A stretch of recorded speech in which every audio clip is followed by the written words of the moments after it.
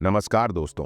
क्या आपने कभी गौर किया है कि हम अपनी जिंदगी से ज्यादा लोगों की सोच की परवाह करते हैं? कपड़े पहनते समय सबसे पहला ख्याल आता है, लोग क्या कहेंगे? कोई फैसला लेना हो तो मन के अंदर एक आवाज उठती है, अगर सबको पसंद नहीं आया तो? हम धीरे धीरे अपनी नहीं, दूसरों की उम्मीदों के हिसाब से जीने लगते हैं। और एक दिन अचानक एहसास होता है कि हम वो बन गए हैं जो हम कभी बनना ही नहीं चाहते थे। ईमानदारी से बताइए, कितनी बार आपने अपनी बात सिर्फ इसलिए नहीं कही क्योंकि सामने वाला बुरा मान सकता था? कितनी बार आपने अपने सपनों को पीछे छोड़ दिया क्योंकि परिवार या समाज से समर्थन नहीं मिला? फिर हम खुद को समझाते हैं, जिंदगी मुश्किल है, परिस्थितियां ऐसी हैं, मेरा अतीत ही ऐसा रहा है। लेकिन अगर मैं आपसे कहूं कि आपकी जिंदगी आपके अतीत की वजह से नहीं है, बल्कि आपकी सोच की वजह से है। अगर मैं कहूं कि खुश रहने के लिए सबसे पहले आपको नापसंद किए जाने का साहस चाहिए, ये सुनने में थोड़ा अजीब लगता है, थोड़ा असहज भी करता है। लेकिन यही सोच इस बुक समरी की बुनियाद है, जिसका नाम है दी करेज टू बी डिसलाइक्ड, जिसे लिखा है इचिरो किशिमी। ये बुक समरी आपको मोटिवेट नहीं करती, ये आपको पॉजिटिव सोचो नहीं कहती। ये बुक समरी आपकी हर बहानेबाजी पर सवाल उठाती है और एक सीधा सा प्रश्न पूछती है, क्या आप अपनी जिंदगी जी रहे हैं या सिर्फ दूसरों को खुश करने की कोशिश कर रहे हैं? आज की इस वीडियो में हम इस किताब के उन विचारों को समझेंगे जो सुनने में साधारण लगते हैं, लेकिन अगर सही मायने में समझ आ गए तो जिंदगी देखने का नजरिया ही बदल सकता है। वीडियो को अंत तक जरूर देखिए, क्योंकि जो बात आखिर में समझ आएगी वही शायद आपको पहली बार असली आजादी का एहसास करा दे। Chapter 1, your past does not decide your future. हम में से ज्यादातर लोग अपनी जिंदगी को एक कहानी की तरह देखते हैं, जिसकी शुरुआत अतीत से होती है और जिसका अंत पहले से तय है। हम कहते हैं, मैं ऐसा हूं क्योंकि मेरे साथ ऐसा हुआ, मैं आगे नहीं बढ़ सकता क्योंकि मेरा बचपन मुश्किल था, मेरे अंदर आत्मविश्वास नहीं है क्योंकि मुझे कभी सपोर्ट नहीं मिला। धीरे धीरे हमारा अतीत एक वजह नहीं बल्कि एक बहाना बन जाता है। The courage to be disliked यहीं पर हमें झकझोरती है और कहती है, आपका अतीत आपकी जिंदगी की वजह नहीं है, बल्कि आपकी जिंदगी का सिर्फ एक हिस्सा है। इस किताब में एक दिलचस्प उदाहरण आता है। एक इंसान कहता है कि उसे बाहर जाने में डर लगता है, उसे एंजाइटी होती है, इसलिए वो लोगों से दूर रहता है। आम सोच ये कहेगी, बेचारा, उसे डर लगता है। लेकिन लेखक एक सवाल पूछते हैं, क्या वाकई डर वजह है या डर एक साधन है ताकि वो बाहर न जाना पड़े? सोचिए, अगर उसे अचानक कोई बहुत जरूरी काम मिल जाए या कोई ऐसा इंसान मिल जाए जिससे मिलना उसके लिए बेहद जरूरी हो, तो क्या वही डर उसे रोक पाएगा? अक्सर जवाब होता है, नहीं। इसका मतलब ये नहीं कि डर नकली है, बल्कि इसका मतलब ये है कि हम अपनी भावनाओं को भी किसी मकसद के लिए इस्तेमाल करते हैं। यही बात अतीत पर भी लागू होती है। लेखक कहते हैं कि हम कारण और परिणाम की सोच में फंसे रहते हैं। मेरे साथ ये हुआ, इसीलिए मैं ऐसा बन गया। लेकिन एडलर मनोविज्ञान कहते हैं कि इंसान अपने वर्तमान लक्ष्य के अनुसार अपना व्यवहार चुनता है। अतीत हमें प्रभावित कर सकता है, लेकिन हमें कंट्रोल नहीं करता। कंट्रोल हमारे हाथ में है। ये बात सुनने में आजादी देती है, लेकिन साथ ही डराती भी है, क्योंकि अगर अतीत जिम्मेदार नहीं है तो फिर जिम्मेदारी हमारी है। यहां एक और उदाहरण सोचिए। दो लोग एक ही हालात में पले बढ़े। एक कहता है, मैं कमजोर हूं इसलिए दुनिया से दूर रहता हूं। दूसरा कहता है, मैंने मुश्किल देखी है इसलिए मैं दूसरों को समझ सकता हूं। हालात एक जैसे थे, लेकिन जिंदगी का मतलब अलग चुना गया। लेखक यहीं पर साफ कहते हैं, हम अपने अनुभवों का मतलब खुद तय करते हैं। वही मतलब हमारी पहचान बन जाता है। इस अध्याय का असली संदेश ये नहीं है कि आपका दर्द छोटा है या आपकी तकलीफ मायने नहीं रखती। संदेश ये है कि आपका भविष्य बंद नहीं है। जब तक आप ये मानते रहेंगे कि मैं ऐसा ही हूं क्योंकि मेरे साथ ऐसा हुआ, तब तक आप खुद को एक पिंजरे में बंद रखेंगे। लेकिन जिस दिन आप ये कहेंगे, जो हुआ वो हुआ, अब मैं क्या बनना चाहता हूं, उसी दिन से आजादी शुरू होती है। ये चैप्टर हमें ये समझाती है कि बदलाव की शुरुआत अतीत को कोसने से नहीं, बल्कि वर्तमान में साहस चुनने से होती है।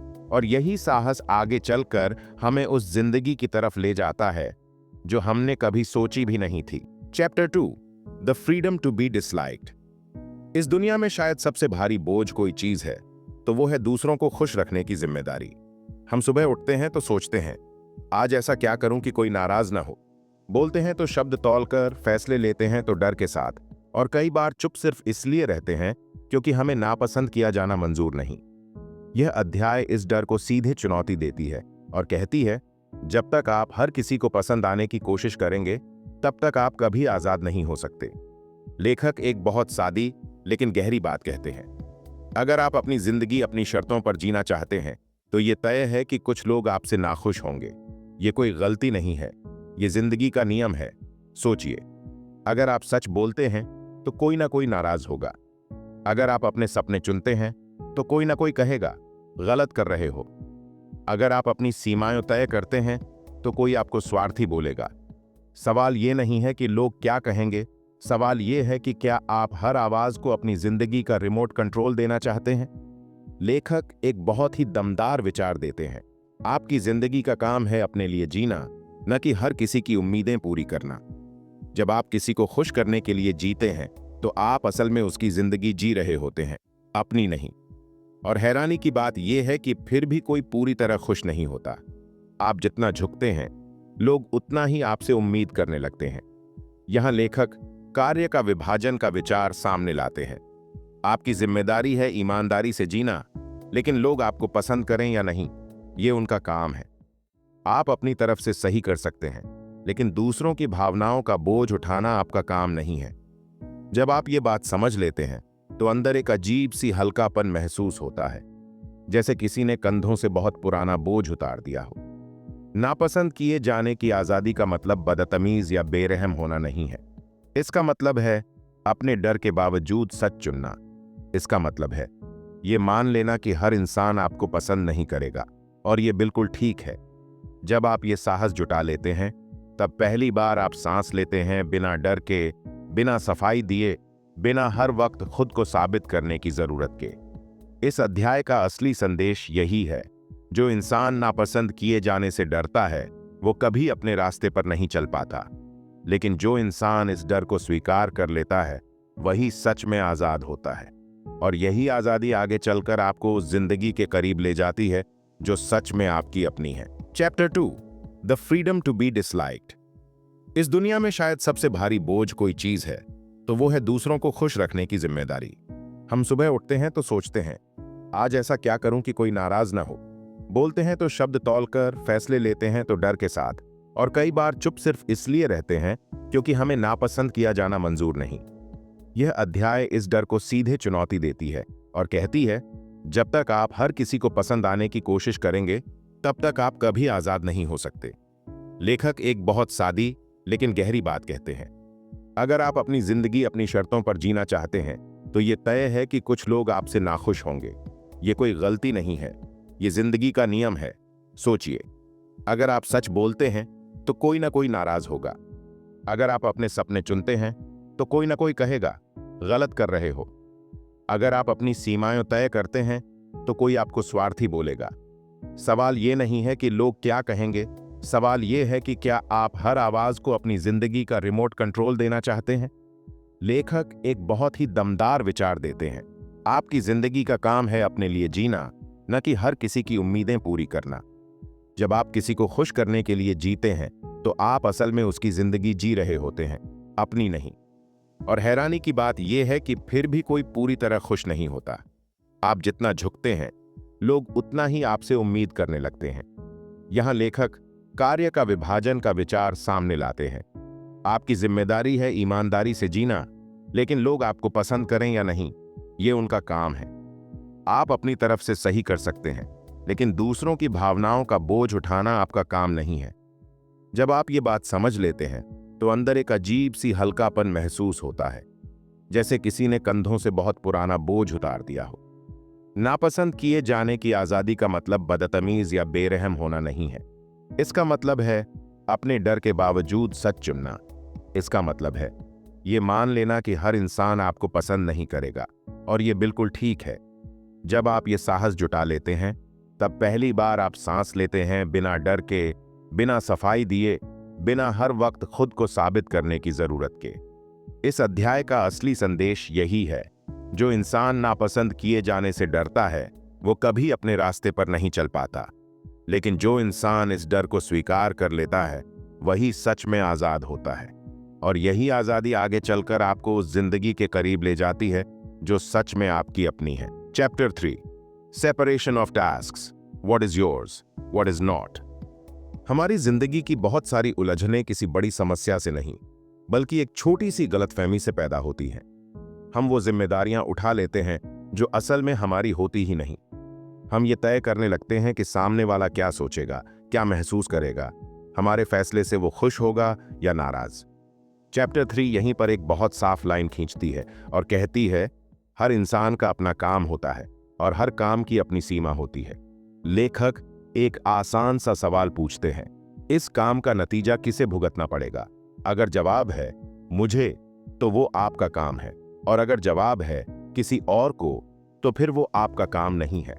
मान लीजिए आप ईमानदारी से अपनी राय रखते हैं। अब सामने वाला बुरा मानता है या समझता है, ये उसका काम है। लेकिन हम अक्सर यहीं गड़बड़ कर देते हैं। हम सच बोलने से पहले ही डर जाते हैं, क्योंकि हम दूसरे की प्रतिक्रिया को भी अपने सिर पर ले लेते हैं। एक उदाहरण सोचिए, एक बच्चा पढ़ाई नहीं करना चाहता। माता पिता परेशान हो जाते हैं, गुस्सा करते हैं, जबरदस्ती कराते हैं। लेकिन लेखक कहते हैं, पढ़ाई करना बच्चे का काम है, क्योंकि उसका नतीजा वही भुगतेगा। माता पिता का काम है रास्ता दिखाना, सपोर्ट देना, लेकिन पढ़ने का फैसला बच्चे को ही लेना है।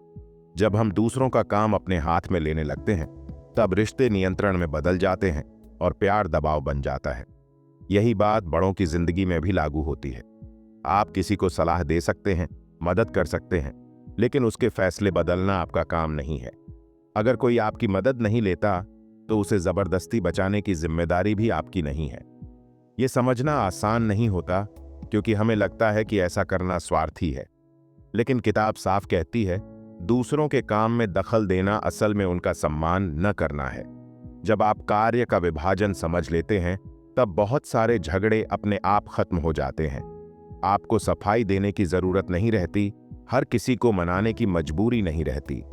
आप अपना काम शांति से करते हैं और दूसरों को उनका काम करने देते हैं। यही वो पल होता है जब रिश्ते हल्के होने लगते हैं और मन में एक स्थिरता आने लगती है। इस अध्याय का सार यही है, अपनी जिम्मेदारी उठाइए, लेकिन दूसरों की नहीं। जब आप ये सीमा तय कर लेते हैं, तब न सिर्फ आपकी आज़ादी बढ़ती है, बल्कि आपके रिश्ते भी ज्यादा सच्चे और सम्मानजनक बन जाते हैं। Chapter 4, from competition to contribution. हम में से ज्यादातर लोग जिंदगी को एक दौड़ की तरह देखते हैं। कौन आगे है, कौन पीछे रह गया, किसके पास ज्यादा है, किसकी पहचान बड़ी है। बचपन से हमें यही सिखाया जाता है कि बेहतर बनो, दूसरों से आगे निकलो, वरना तुम पीछे रह जाओगे। लेकिन लेखक इस सोच को जड़ से हिला देते हैं और कहते हैं, खुशी प्रतिस्पर्धा में नहीं, योगदान में छिपी होती है। जब हम हर चीज को तुलना की नजर से देखते हैं, तब हमारी कीमत भी दूसरों से तय होने लगती है। कोई हमसे आगे निकल जाता है तो हमें हीनता महसूस होती है, और अगर हम आगे निकल जाएं तो अंदर ही अंदर घमंड पैदा होता है। दोनों ही हालात में मन शांत नहीं रहता। लेखक कहते हैं कि ये वर्टिकल रिश्ते हैं, जहां कोई ऊपर है और कोई नीचे। ऐसे रिश्तों में डर और असुरक्षा हमेशा बनी रहती है। इसके उलट किताब हमें हॉरिजॉन्टल रिश्तों की बात सिखाती है, जहां कोई किसी से ऊपर या नीचे नहीं होता। जब आप किसी को प्रतिद्वंद्वी नहीं, बल्कि एक इंसान की तरह देखते हैं, तब तुलना अपने आप खत्म होने लगती है। आप ये नहीं सोचते कि मैं उससे बेहतर हूं या बदतर, बल्कि ये सोचते हैं कि मैं यहां क्या दे सकता हूं। यही सोच योगदान की शुरुआत है। एक छोटा सा उदाहरण सोचिए। एक ऑफिस में दो लोग काम कर रहे हैं। एक हर वक्त यही देखता रहता है कि दूसरा उससे आगे न निकल जाए, इसलिए वो खुद को साबित करने में थक जाता है। दूसरा चुपचाप अपना काम करता है और टीम के लिए जो कर सकता है, करता चला जाता है। समय के साथ पहला इंसान अंदर से खाली महसूस करता है, जबकि दूसरा अपने काम में अर्थ महसूस करता है। फर्क योग्यता का नहीं, नजरिए का है। चैप्टर 5, बिल्डिंग करेज थ्रू पर्पसफुल लिविंग। अब तक इस बुक समरी ने हमें धीरे धीरे एक अलग ही नजरिए तक पहुंचाया है। अतीत से आजादी, नापसंद किए जाने का साहस, कार्यों का विभाजन और प्रतिस्पर्धा से बाहर निकलना। लेकिन सवाल अब भी बाकी है, इन सबको जिया कैसे जाए? बुक समरी का आखिरी संदेश यहीं पर सामने आता है। साहस कोई अचानक मिलने वाली चीज नहीं है। साहस बनता है हर दिन एक उद्देश्य के साथ जीने से। लेखक कहते हैं कि ज्यादातर लोग खुशी को एक मंजिल समझ लेते हैं, जब यह मिल जाएगा तब खुश हो जाऊंगा। लेकिन यह सोच इंसान को हमेशा अधूरा रखती है। उद्देश्यपूर्ण जीवन का मतलब है कि आप भविष्य की किसी गारंटी पर नहीं, बल्कि आज के काम पर ध्यान देते हैं। आप ये नहीं सोचते कि लोग ताली बजाएंगे या नहीं, आप ये सोचते हैं कि जो कर रहा हूं वो सही है या नहीं। एक उदाहरण पर ध्यान दीजिए। कोई इंसान समाज सेवा करता है सिर्फ इसलिए कि लोग उसकी तारीफ करें, तो जैसे ही तारीफ बंद होती है उसका उत्साह भी खत्म हो जाता है। लेकिन जो इंसान सेवा इसलिए करता है क्योंकि उससे योगदान का अर्थ महसूस होता है, वो बिना पहचान के भी आगे बढ़ता रहता है। लेखक यहीं पर कहते हैं, सच्चा साहस दिखावे से नहीं, अर्थ से पैदा होता है। उद्देश्यपूर्ण जीवन का मतलब ये भी नहीं है कि आपको कोई बहुत बड़ा लक्ष्य ढूंढना ही पड़े। कभी कभी उद्देश्य बहुत साधारण होता है। ईमानदारी से काम करना, किसी एक इंसान की मदद करना, या बस अपने तरीके से जिंदगी जीना। जब आप हर दिन इस भावना के साथ उठते हैं कि आज मैं कुछ उपयोगी करूंगा, तो अंदर एक स्थिर ताकत बनती जाती है। यही ताकत आपको आलोचना से, अकेलेपन से और डर से लड़ने की हिम्मत देती है। इस अध्याय में लेखक हमें एक बेहद सुकून देने वाली बात सिखाते हैं। आपको परफेक्ट होने की जरूरत नहीं है, आपको बस मौजूद रहने की जरूरत है। जैसे ही आप अपने अस्तित्व को स्वीकार कर लेते हैं और बिना तुलना के, बिना डर के योगदान देना शुरू करते हैं, साहस अपने आप आपके व्यवहार का हिस्सा बन जाता है। और यहीं पर the courage to be disliked हमें छोड़ती है एक खुले सवाल के साथ, क्या आप अपनी जिंदगी दूसरों की उम्मीदों के हिसाब से जिएंगे या अपने चुने हुए उद्देश्य के साथ? क्योंकि जिस दिन आप उद्देश्य चुन लेते हैं, उसी दिन से आप सच में आजाद हो जाते हैं। अगर आपने ये वीडियो यहां तक देखी है, तो इसका मतलब ये है कि कहीं ना कहीं ये बातें आपको छू गई हैं। शायद किसी एक लाइन ने, किसी एक विचार ने आपको अपने बारे में सोचने पर मजबूर कर दिया हो। The courage to be disliked हमें कोई आसान रास्ता नहीं दिखाती, लेकिन ये जरूर दिखाती है कि आजादी बाहर नहीं, हमारे अंदर से शुरू होती है। जिंदगी बदलने के लिए भीड़ बदलना जरूरी नहीं होता, सोच बदलना काफी होता है। जैसे ही आप दूसरों की नजर से खुद को देखना छोड़ते हैं और अपनी नजर से जीना शुरू करते हैं, वही असली शुरुआत होती है। हो सकता है इस रास्ते पर चलना आसान न हो सकता है लोग सवाल उठाएं, हो सकता है कुछ लोग आपसे दूर भी हो जाएं, लेकिन याद रखिए, हर सही रास्ता सबसे पहले अकेला ही लगता है। अगर इस वीडियो ने आपको थोड़ा सा भी सोचने पर मजबूर किया है, तो इसे यहीं खत्म मत होने दीजिए। अपने आप से एक छोटा सा सवाल पूछिए, क्या मैं अपनी जिंदगी जी रहा हूं या अब भी दूसरों की उम्मीदों में फंसा हूं? जवाब तुरंत मिले या ना मिले कोई बात नहीं, सवाल का जिंदा रहना ही बदलाव की शुरुआत है। वीडियो पसंद आई हो तो लाइक कीजिए, चैनल पर नए हों तो सब्सक्राइब जरूर कीजिए, क्योंकि आगे भी ऐसी ही किताबों और विचारों पर बात करेंगे जो सिर्फ सुनने के लिए नहीं, बल्कि जीने के लिए होते हैं। मिलते हैं अगली वीडियो में एक नई सोच के साथ। तब तक याद रखिए, नापसंद किए जाने का साहस ही असली आजादी की पहली सीढ़ी है। धन्यवाद।